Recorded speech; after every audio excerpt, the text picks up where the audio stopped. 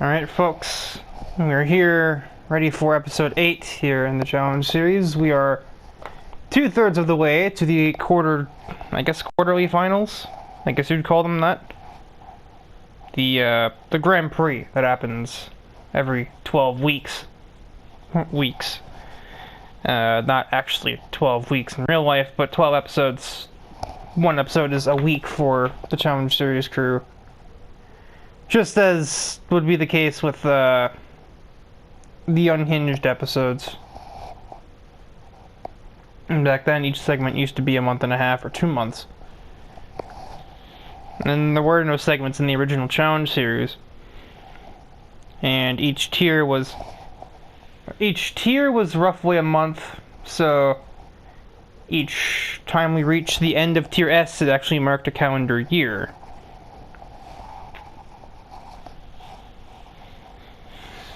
But, there's no particular event going on in this episode, just a bunch of miscellaneous events. So, to avoid hitting the episode time limit again, let's just skip ahead to the first race. We're here for race 1 of the episode. We head to the the longer oh my word, the longer infield circuit here at Blue Moon Bay. This is a 675 exclusive category race. The camera is along the riding along with Ty McIntosh in his NASCAR Supra, I believe. I don't know. I think so. I know Rowdy Energy is an energy company owned by NASCAR driver Kyle Busch. McDonald's sponsorship would also imply the same. But the design is obviously nowhere near as complicated as the average modern NASCAR has. Oh, bye, McCormick. You just really gotta figure that out. Every time she reaches a braking zone, her Corvette just has an allergic reaction.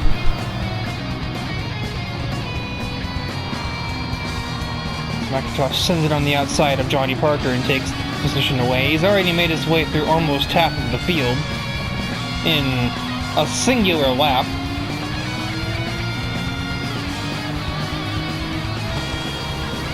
Oh, that's a weird camera.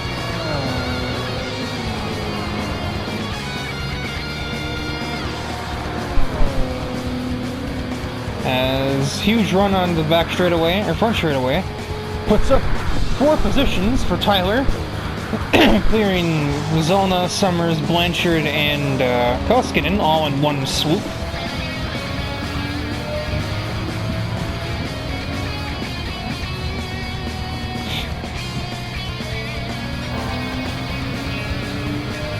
Bizarre way out this one. These corners, they do a little bit of, they can kind of get in your head a little bit, because they are unorthodox, to say the least. As up ahead is a battle for 4th between a truck and a Civic.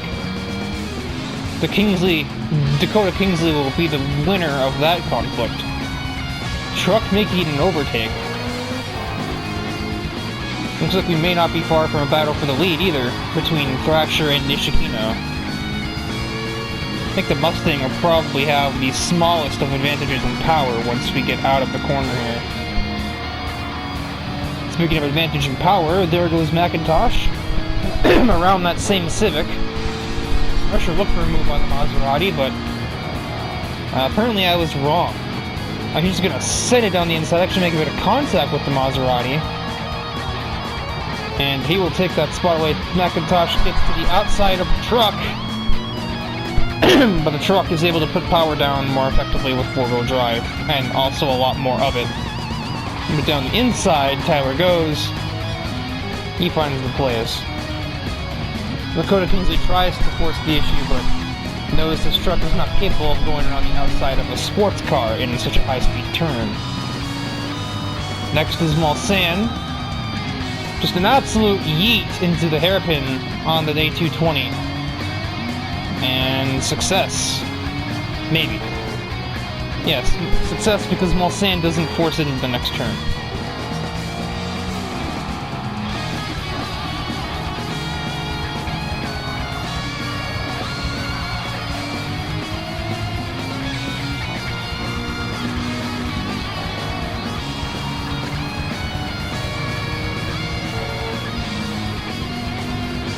Kingsley has a run on the A220. I think the horsepower difference should make this pretty straightforward, I would like to imagine. Having said that, actually there's no run at all.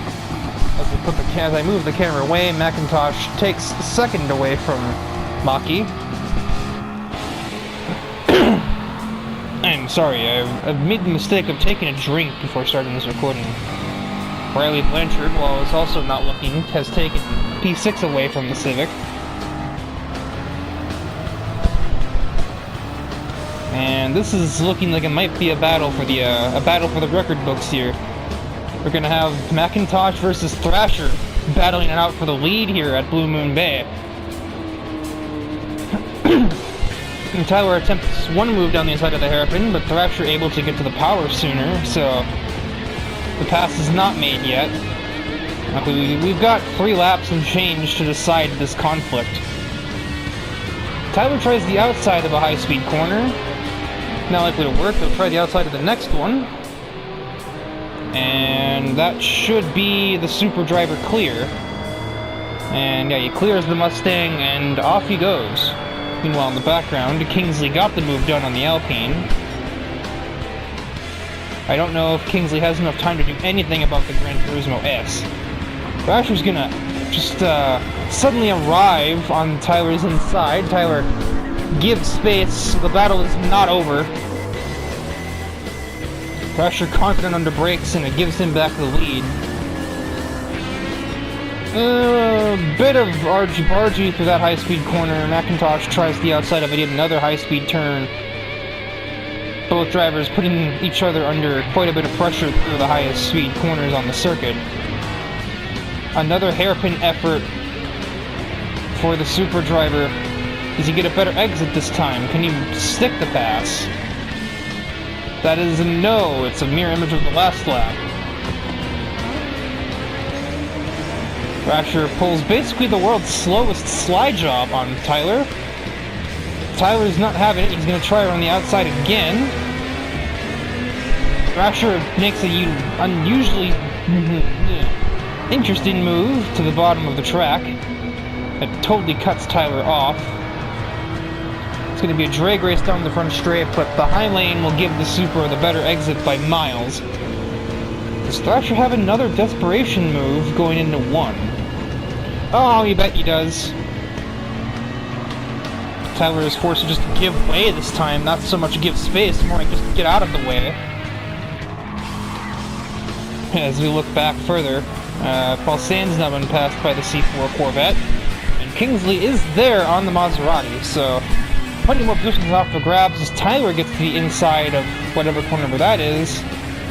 Is that the final move that seals the deal? I don't think Thrasher's going to be close enough for a pass into the hairpin here. As yellow flag is flying for McCormick, who is making an absolute fool out of herself.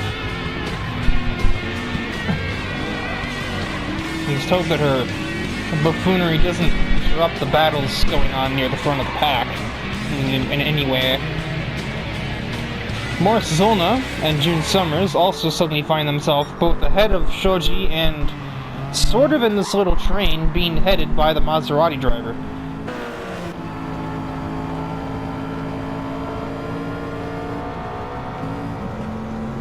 Dakota Kingsley forgets to shift, and that'll cost him a position from the Corvette driver, and obviously cost him any hope of trying to pass the Maserati driver. As another folly for the 3rd gen Corvette, who goes around at turn 1. You know you can get a brake balance adjuster, right? That's not against the regulations, Mary. Mary, quite contrary. You learn to brake. However, I don't think with where we are on the track that Blanchard will have any chance to take 3rd away from the Maserati driver.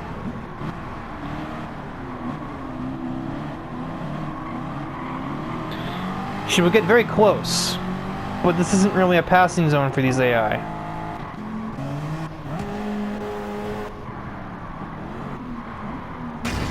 Oh my goodness me. Well, that looked painful. as it'll be Tyler McIntosh taking the gold. This is part oval after all, so it only seems natural that he will grab the victory over his buddy Thrasher in second place. Maki will claim third over the Corvette, who I believe started near the back with Tyler, so Riley representing just as well as the Elite Two did for the home crowd here in America. This Blue Moon Bay, I think, is like supposed to be in like Pacific Northwest, certainly. Maybe like a Seattle, possibly? I don't know.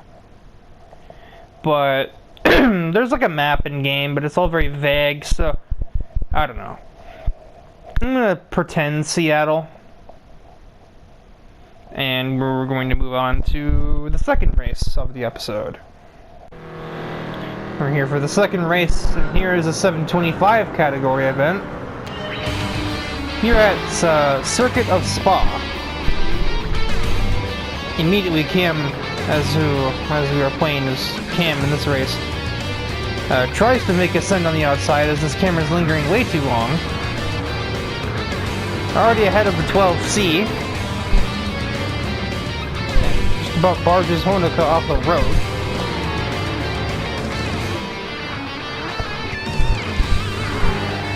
Gets ahead of her out of Eau Rouge. Might also be ahead of DePrisco indeed. Stevens thought he had a run, but Alice Carson has cornering grip and therefore can easily outbrake that Mustang. Speaking of cornering grip, you have none, and Ryan Walsh is shut around your outside in his SLR McLaren.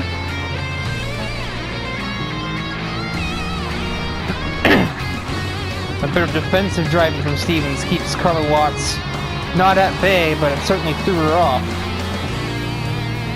Cam tries to capitalize, but Stevens, doing more bumper cars, runs Watts off the road and nearly takes Cam with for good measure.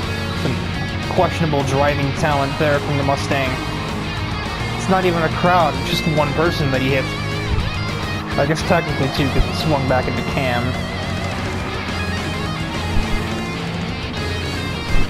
Down the inside of the Superbird. Doesn't have the cornering grip, the R8 understeering. Speaking of not having the cornering grip, the Superbird oversteering. Down the inside of the first step, though, the R8 will take 5th place away. Already gone from 12th to 5th, and we haven't even completed the lap yet.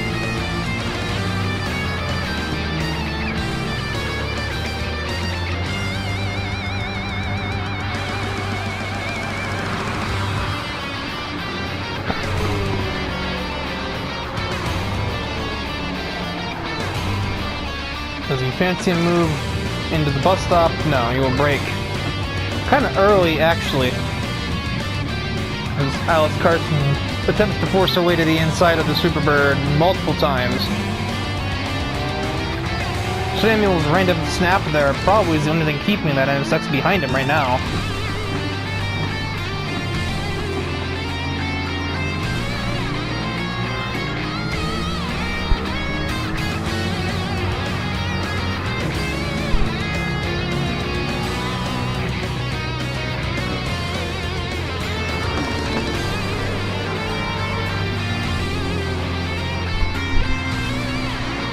The Superbird continues to create a train of several vehicles.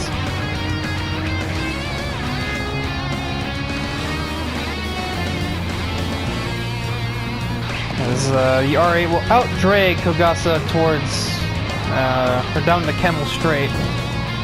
Stevens goes for a move on Jansen, gets nailed by somebody. I believe that to have been Kosaka, who is now forcing him 3 wide on the exit of the Com chicane.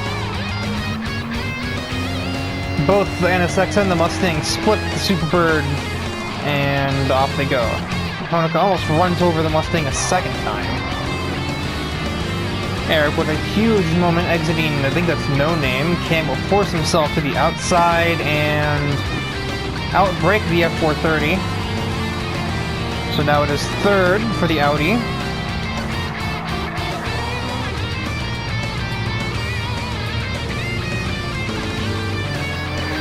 But the amount of time that these two spent trying to get around the Superbird means that they've pretty much been condemned to, well, top 7, or, you know, not in the top 6, basically.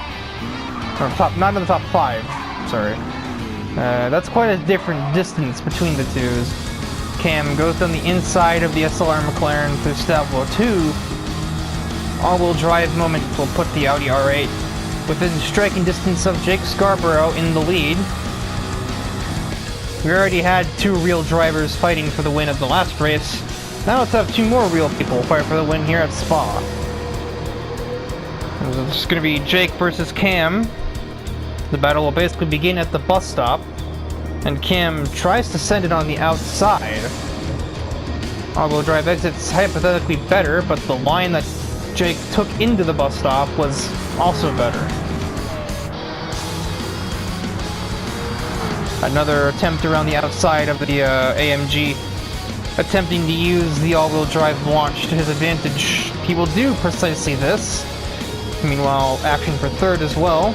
Wojciechowski will out-corner and then out-drag the SLR for third, and we have a new leader in the form of Cam Walker.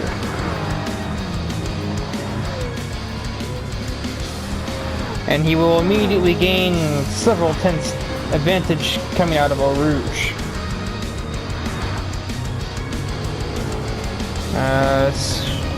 This little motley crew is definitely catching Kogasa. I don't know if it's fast enough. We do have 2 laps of racing, so it's a definite possibility that perhaps Kogasa may find herself at the mercy of Ryan Stevens within the not necessarily distant future. Jake doing some impromptu ridge racing, exiting Rivage.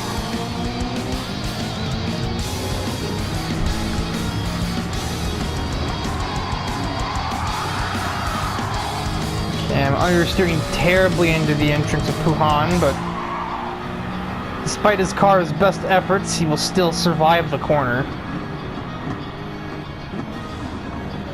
Continues to pull away from the Mercedes driver.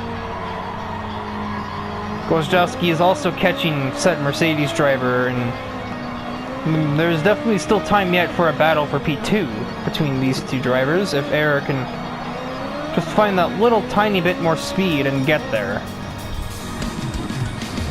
And just like that, I totally missed it, but Ryan Stevens is now into 5th ahead of the Jaguar.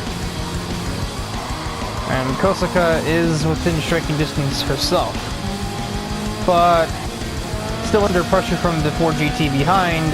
She can't really focus on that right now. Despite the raw power of the GT350R, the F-Type is keeping up with it in a straight. At least on the most part. And certainly the brakes.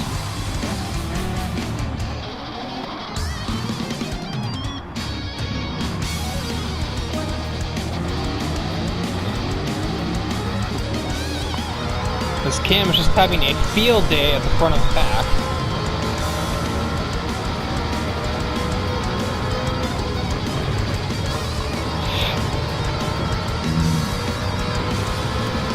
Maybe a bit cautious of Rouge, but I guess no reason to throw away the lead, because I'm sure everybody else also probably taking Eau Rouge pretty cautiously, considering it's Eau Rouge. Eric has the huge overspeed, very brazen into brakes, and well, that's that Icelandic nerve right there that, well, he's not Finnish, he's Icelandic. Just that part of the world is known for having balls. Stone cold overtake from Wojciechowski.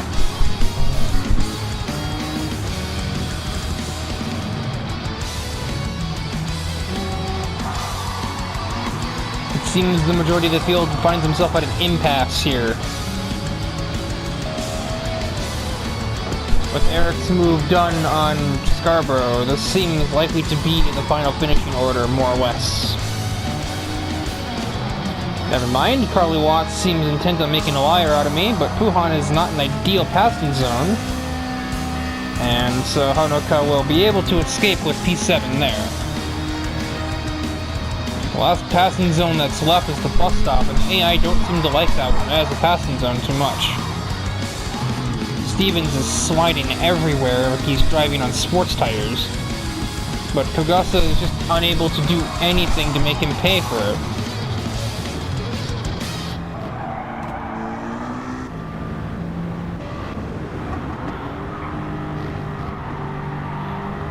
Got a Blanchimont for the R8. It's relatively straightforward here at Spa. And Cam Walker hits the bus stop one more time. He will grab the gold trophy here at Spa. Eric and Jake Scarborough round out the podium.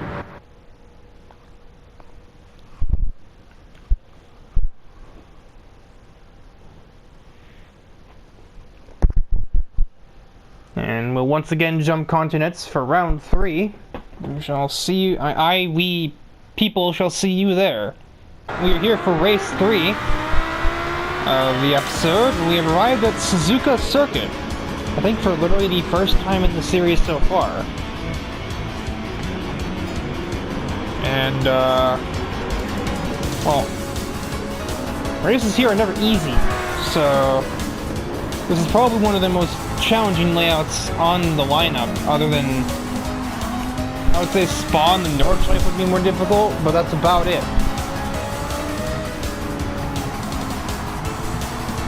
It's not really that difficult if you're in a race car per se, but when you're in a road car such as these, it gets a little sketchy. Because we are racing on board with Eli Ayase, who is having some Porsche moments heading through the exit of turn 7.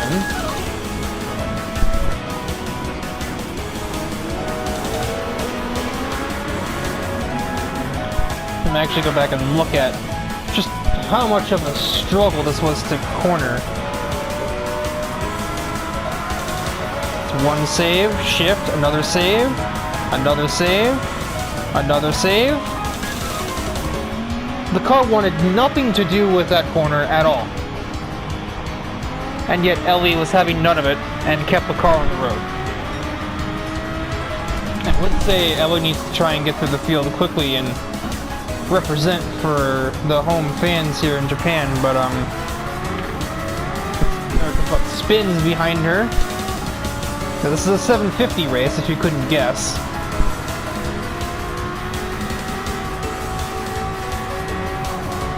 However, I would say that, but the leader is currently Hikari Taniguchi, who is also doing the same thing, and he's making pretty good time. He's got probably a second and a half above Ty McIntosh. And then behind him is another Japanese countrywoman, what have you, in the form of Moshizora. 130 are not ideal passing zone.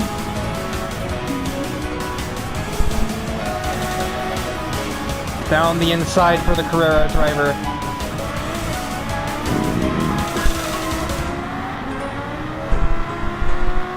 Burt had the better chicane, but had a terrible exit. Ellie may be able to take advantage of that, and she will, so that is P8 for the Porsche.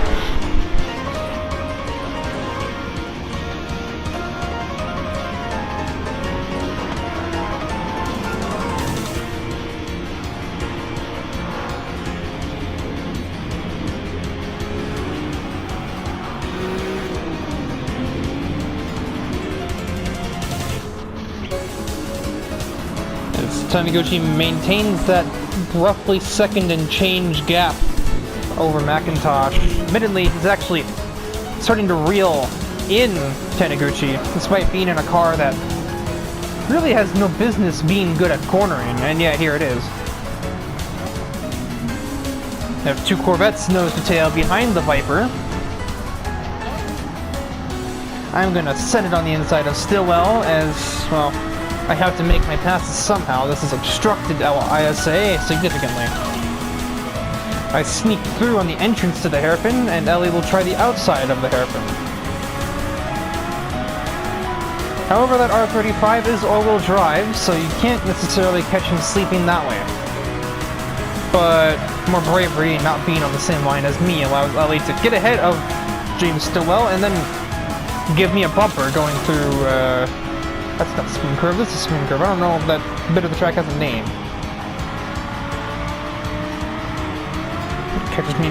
Caught me missing the apex of the Spoon Curve, and that's Ellie into P6 now.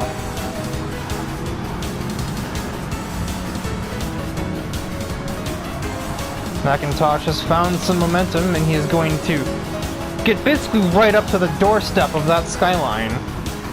He's going to do more than that. He's going to go down the inside of the skyline, a bit of corner cutting. But the all-wheel drive of that skyline will bail Taniguchi out. Suddenly, here's Ellie, who somehow... How did you get here?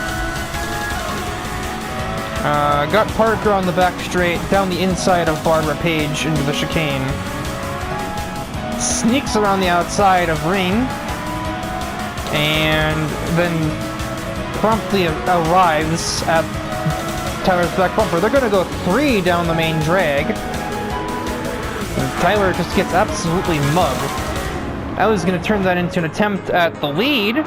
Taniguchi just about chops her onto the curb, and that would have been disastrous.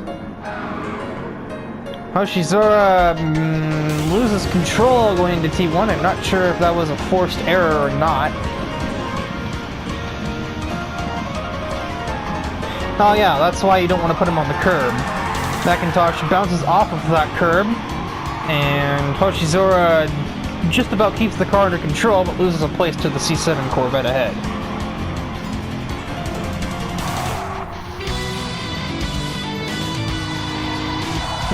Following a nearly divisive overtake from Ellie ISA, she is now the leader, and we are on lap 3, so we're past the halfway mark.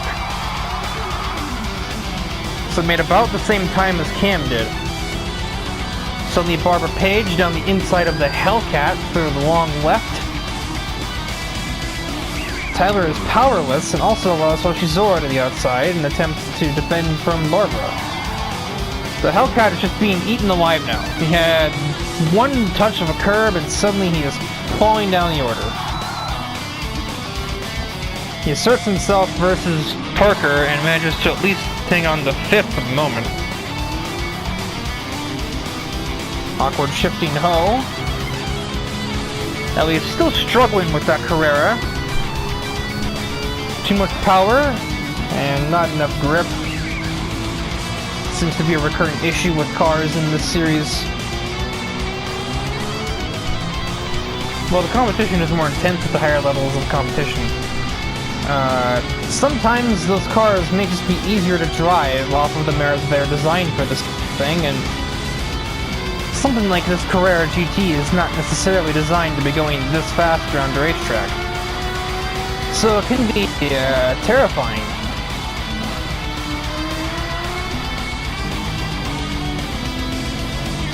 And wouldn't be surprised if there are a few drivers that, once we introduce racing cars to the series, may not wish to go back to the road cars anytime soon.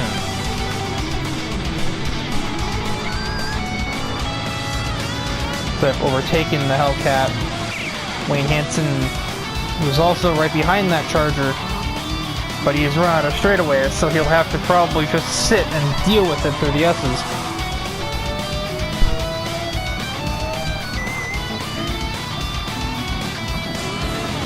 Brian Ice has not made any progress. He started back here, and he seems fit to finish back here too, especially with the traffic ahead doing these shenanigans. Parker trying to make a move up through the S's, and that never goes well.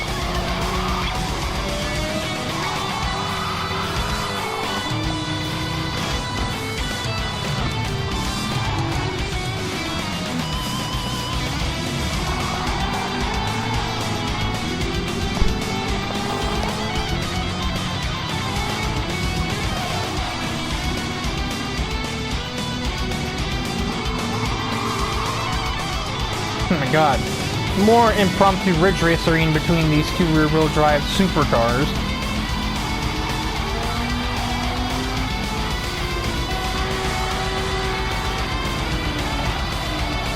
Into Spoon last time.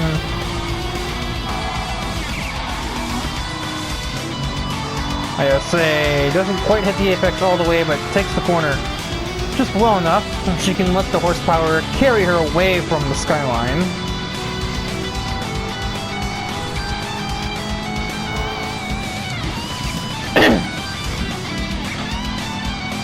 And that looks like that's about it, barring desperation moves into the chicane, or Barbara just trying to run Hikari out of the way, to no avail. Heading out of the chicane, with more oversteer, Ellie Ayase's Carrera will be the first to finish here at Suzuka. Hometown Taniguchi, with obviously plenty of experience under his belt here at Suzuka, manages to snag second, followed by Barbara Page in the Corvette.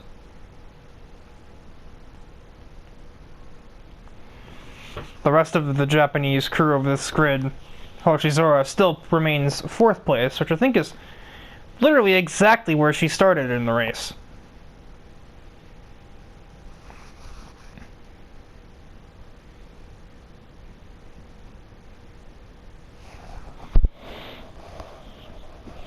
Anyhow, so with that said and done, as we look at the bottom 2 cars, the finishing results, expected better from you.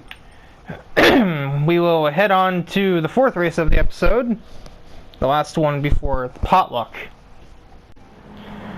For the 4th race of the episode, we head to the Tokyo Expressway, a more than familiar sight here in the Challenge Series already, for the 625 race. Yes, we did the 625 after every other category.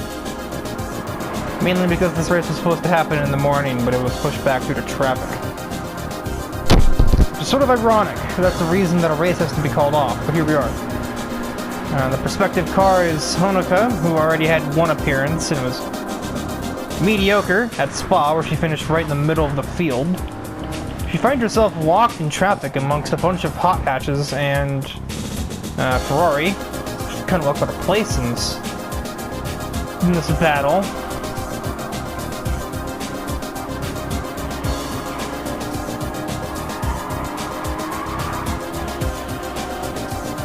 Mid-engine problems are emerging for the NSX already.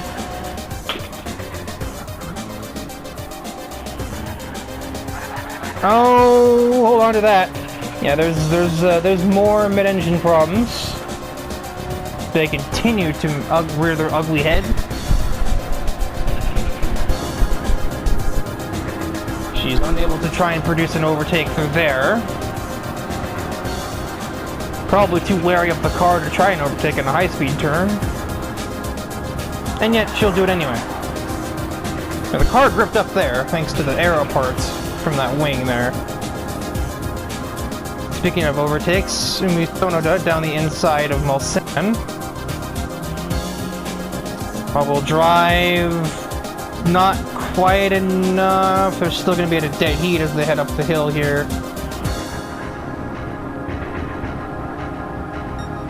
I think Umi will have the advantage though. She's going to still have the inside when we get to the next turn. Mulsanne just braves that on the outside.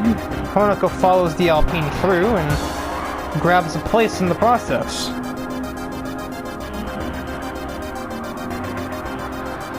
Uh-oh. Oh, that's too much oversteer. She manages to keep it off the wall, but loses a place to Umi, and also possibly to Vitalis in the process. A lot of horsepower on that NSX, though, allows her to go back ahead of the TT that just passed her. Oh, more snap. She can't keep that one off the wall. Gets pounded by Maki for good measure. Don't take that out of context. Gets hit in the back bumper by Maki. I just remember that there's a car debuting in this event. Yeah. Kogasa has acquired a Jaguar E-Type. F-Type and now E-Type. Next they'll have the D-Type. My dreams. So she has enlisted this for 625. Battling with Macintosh and Hoshizora in the middle of the field at the moment. Okay, alright. Wouldn't be the first time that Umi has slapped Honoka, as I understand it. Kotori tells me that story all the time. Yeah, no, she just tried to accelerate too early. And Umi doesn't really give her any room to recover the car, just smacks her into a wall. There's some headlights going off in frustration from Honoka. Obviously, there's the whole case of, you know, those two are really close friends and all that, as are all of the Love Live idols, all of the members of Muse. How far did that go, though, you know? So that's often a question when it comes to friends in motorsports or sports in general. You might be friends out of the competition, but how friendly do you remain if you start to hit each other in a race?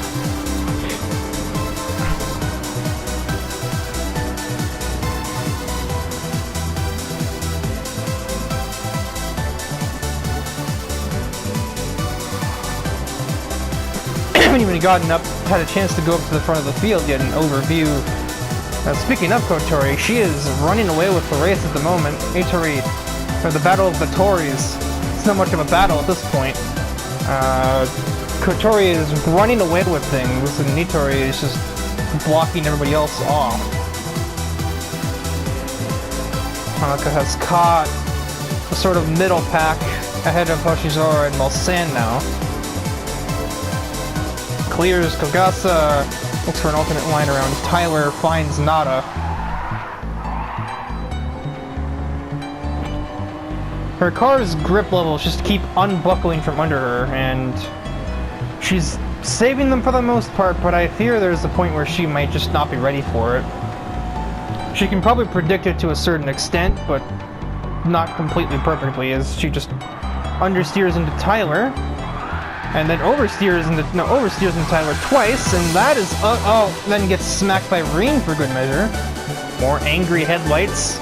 I'm not sure if she's angry at Tyler, at Reen, or herself here.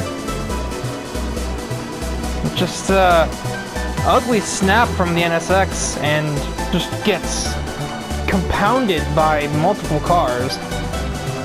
Hoshizora and Kogasa got a bit of a bump in there.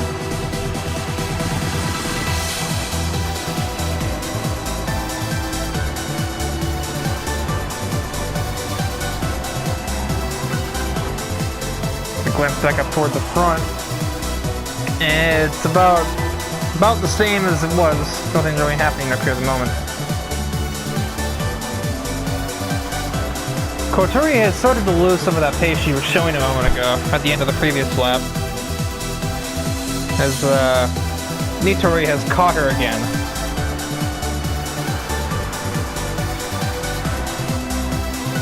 I do like how this is car number 54 versus car number 53.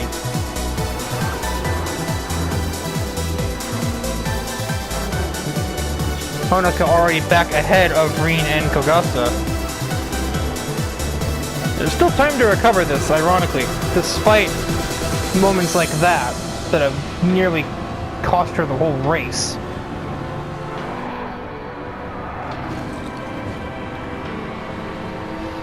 Tyler's Super B's inability to take high-speed corners just about puts Honoka out of the race itself, as I say it. Gives him a little piece of her mind.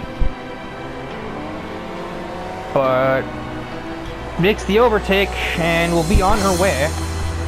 After Nico, who's trying to find a lane against Manuel, who's doing some swerving. Road bottlenecked, so Honoka couldn't get by there.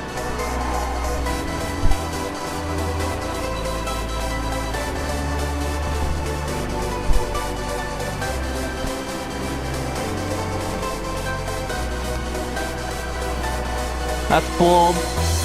And she actually keeps the grip in the car through there this time. First time a race she's managed to have grip through there. That's the serpentine in and out of Nico and Marvin. But now suddenly she's running 5th place after having 3 separate crashes throughout the event.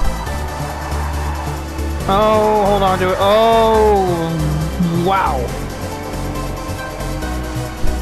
She came prepared, that's for sure. Kitano doing some blocking on the NSX.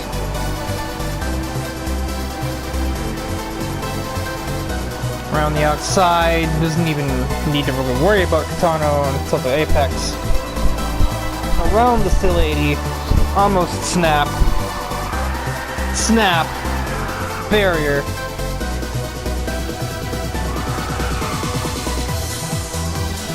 Managed to get it whipped around, doesn't lose a ton of places, but still loses 3. Meanwhile, somewhere over the rainbow, Kotori and Nitori are continuing their contest.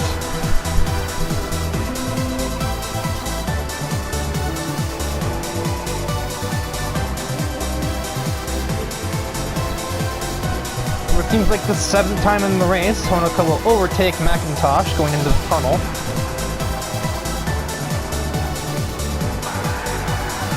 More snapping! Oh my god! How did you hold that? What did your steering input look like there?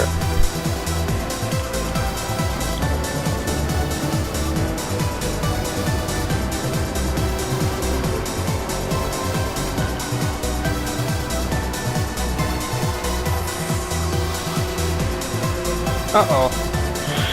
No! Oh my god! And oh my word. Absolute madness on the expressway. Honoka got the move, but overcorrection. Wall. R32. R32. Wall. And that looks like her car is totaled. She's got the hazards on. I mean, you've wrecked it 4 times. No surprise, that thing's not going anywhere. So that is a POV DNF for Honoka Kosuka in a race where she obviously had some speed, but had a bit of an Icarus complex, and her car's cornering grip flew too close to the sun. As it may be the depths of hell for one member of Muse, it is a high point for another, as out of the final corner, the little birdie will take the victory here at the Tokyo Expressway.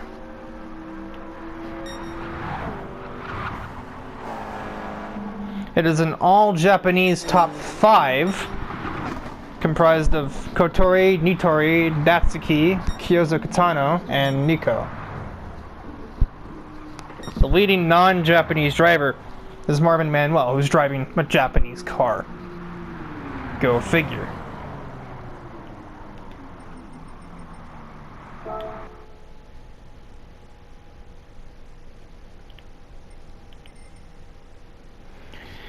And so there you have it. There's the classification with the DNF for Honoka. Just a ugly race. At least she was able to get out of the car. There is that. That was like a 140-mile-an-hour snap oversteer, and the walls are not far away. She was probably still doing 90 when she hit it. And that was also her 3rd impact of the race. The first one coming at the start of lap 2, which was then followed up by being slammed by a... no, it was end of lap 1 where she got hit by Maki. Then start of lap 2 where she got... or was it 2 or 3? Whatever lap, she snapped out of the first corner, got hit by Kogasa and by Rin.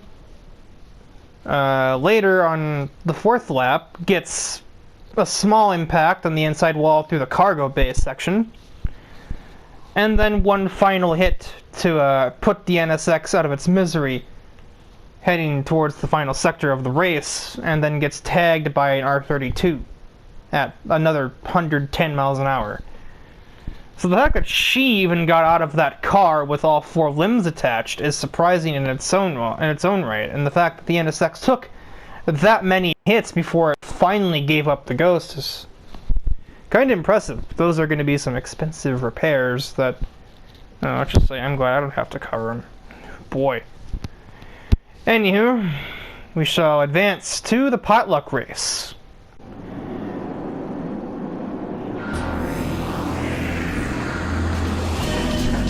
More interesting lights see our way for the potluck race here at the Le Mans 24-hour circuit.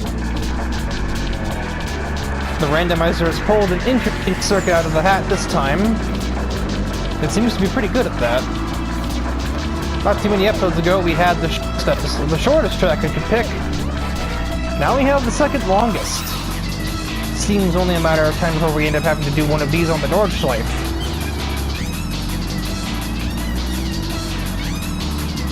The POV car is Green Hoshizora in her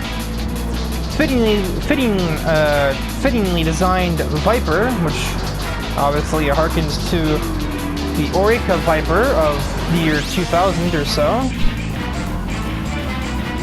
It was in GT3, you know the one. It's just yellow, and the French flag is now a Japanese flag.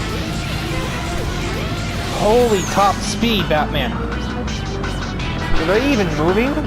Honestly, not really. Wolf will also screech ahead. There's just no top speed in this GTO.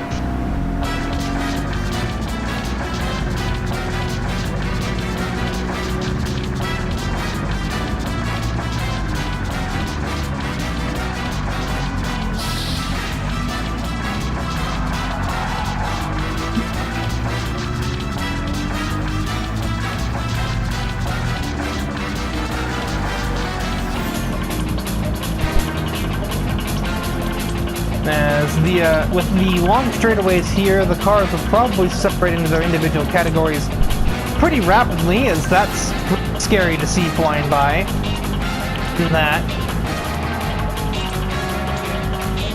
Many cars will be hitting in a great excess of 200 miles an hour on this track, especially if they're following somebody close. As Hoshizora has already found herself in the lead of the event, and by a pretty safe margin already. She clearly had her Wheaties this morning.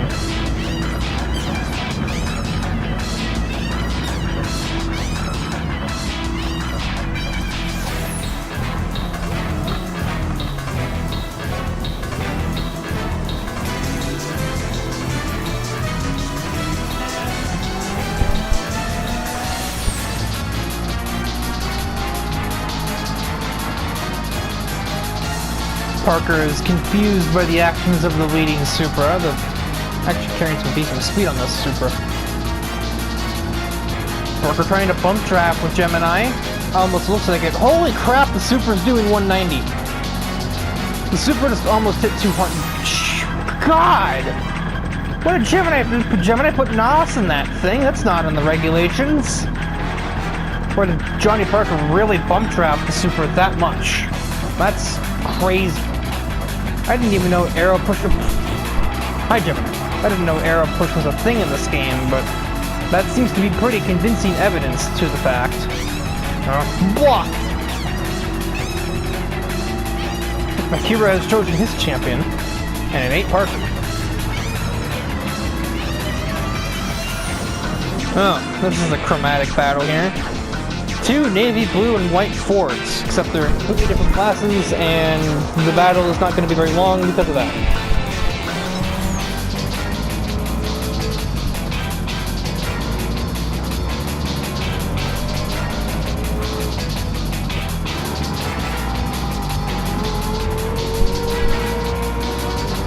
Parker, shift, please.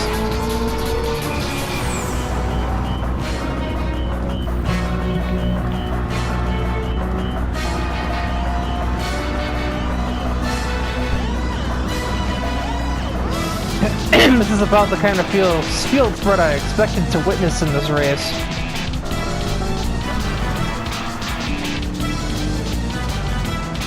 Oh, we've got June Summers, not even out of the Porsche curves yet. We've already got Hoshizora heading under the Dunlop Bridge.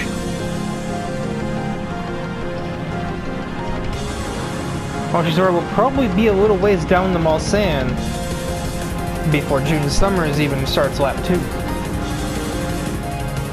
I thought the game was going to crash right there. Fittingly, Lynette Mulsanne heads to her home track. I think the potluck knew what was at stake for this one here. You'd have to probably pay her to miss the first race of the series here at the Circuit de la Sarthe. It's her home track, and she's literally named after a place around here.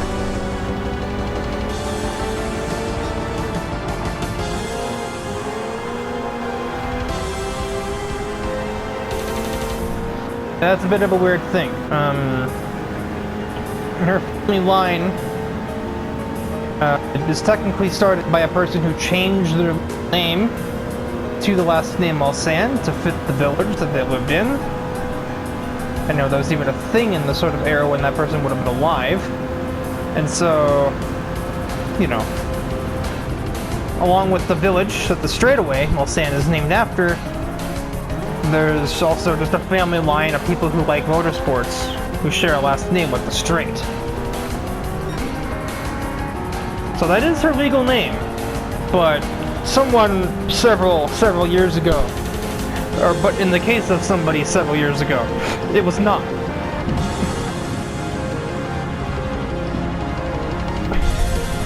Let's get a whip on some of these top speeds here.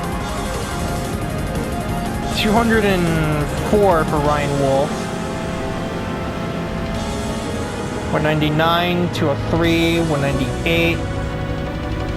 Oh, we're not breaking point yet.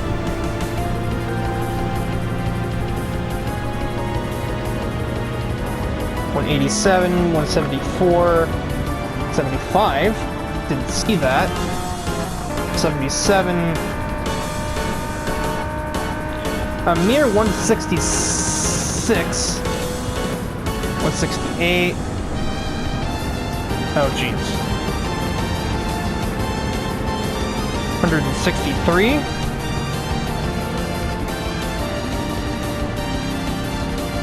Trevor's got another gear in that thing, oh my. 155, 159. Oh, there's a train going on.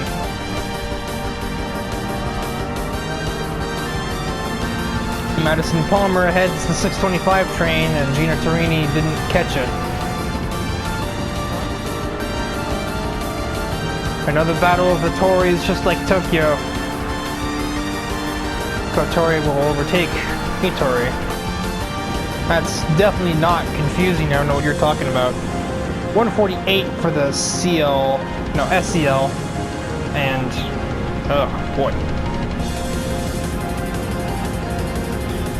141 can brake really late, but that's probably due to the fact that she's got 60 less miles an hour under everybody else.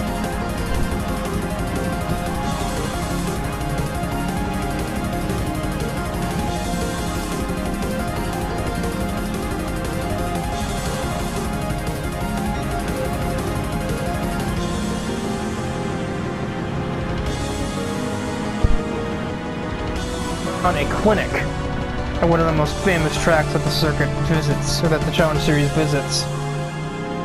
Yeah, Johnny Parker may have the fastest lap, probably due to a bit of draft, but I believe the gap at the line was 7 seconds for Ryan Wolf.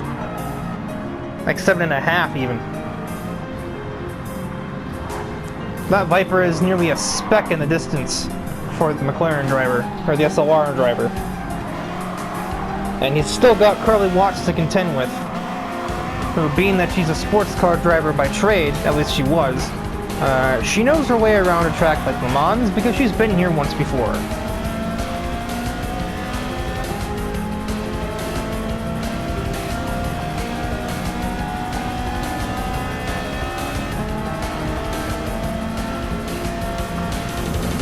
Oh, wow.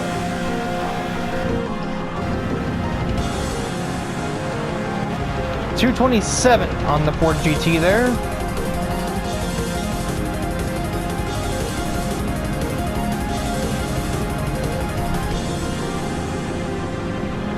You can Reen hit going towards the first straight, or the second chicane, the first straightaway. Wow, Riker. Even without draft, it's 209. Wolf will exceed that.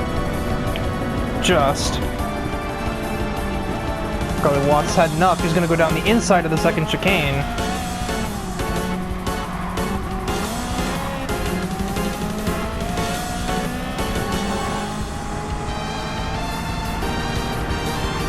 Will Parker make it 3? He's usually a pretty laid-back, calculating driver. But this will be the final lap. Yeah, 3 laps is 10 minutes here. Watch with hugely aggressive braking into this corner. I think this is a small sand corner. Watson to second. Parker looking to follow the fellow American driver.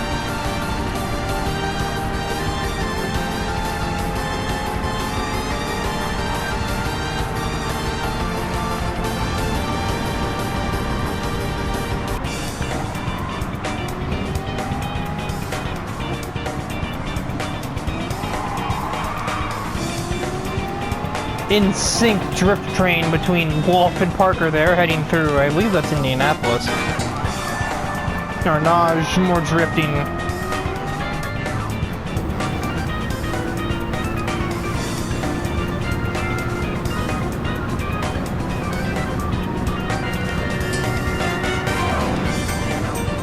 $198, ha!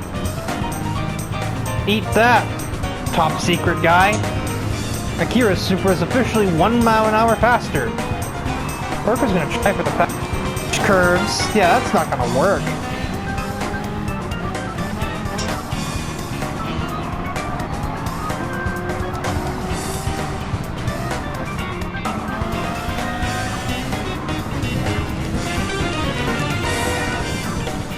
Well, it's been a hallmark event for the one who decorates their car to reference Le Mans icon. Rin Hoshizora will take the victory here at the Le Mans potluck event. Some draft leapfrogging allowed Carly Watts to catch a lot on Hoshizora, but ultimately Hoshizora will still be the winner.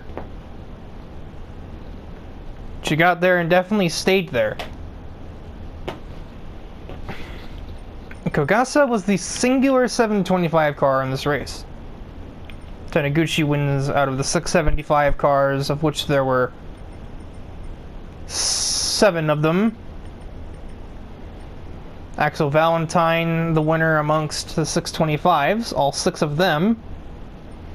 And then Ivan Sorokal wins a 2-car race in 575. Well, that'll do it for this episode of the Challenge Series.